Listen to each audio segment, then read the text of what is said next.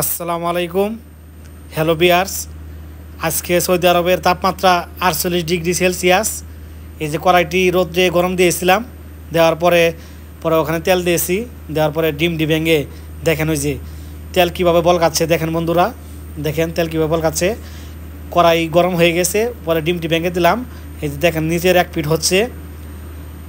দেখেন আপনারা আজকে কত ডিগ্রি তাপমাত্রা। এই তাপমাত্রার মধ্যে বাংলাদেশি লোক কীভাবে কাজ করে দেখেন।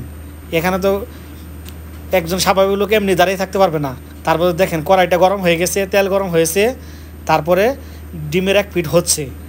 আর দেখেন ওই যে কেমন করে ওই যে উল্টাচ্ছি। এই আমি চামিচটি পরিবর্তন করে নিয়েছি, কারণ এই চামিচ দিয়ে উল্টাতে পারলাম না।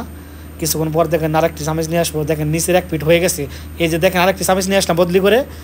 এখন এই যে দেখেন যে উল্টাচ্ছি বন্ধুরা, দেখেন তাহলে কত ডিগ্রি তাপমাত্রা হলে একটা ডিম ভাজা স্বাভাবিকভাবে হয়ে যায়, তাহলে এটা আপনারা অনুভব করেন।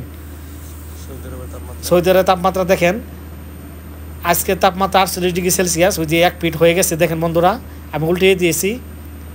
দ্বিতীয় পিঠ এখন ওই যে হচ্ছে, ওই নাড়াচাড়া করছি। দেখেন ওই যে তেল ওই যে কেমন করে বুদ বুদ বুদ বুদ করে বলকাচ্ছে। দেখেন প্রায় ডিম ভাজাটি প্রায় হয়ে গেছে।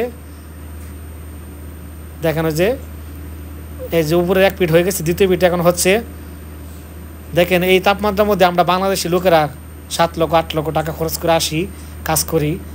সে দেখেন আমরা পরিবারকে সুখী রাখার জন্য কীভাবে নিজেরা কষ্ট করি। দেখেন বন্ধুরা, শুধু একটি ডিম ভাজা কীভাবে একটি ডিম ভাজা হয়ে যায় সেটার উদাহরণ দেখি।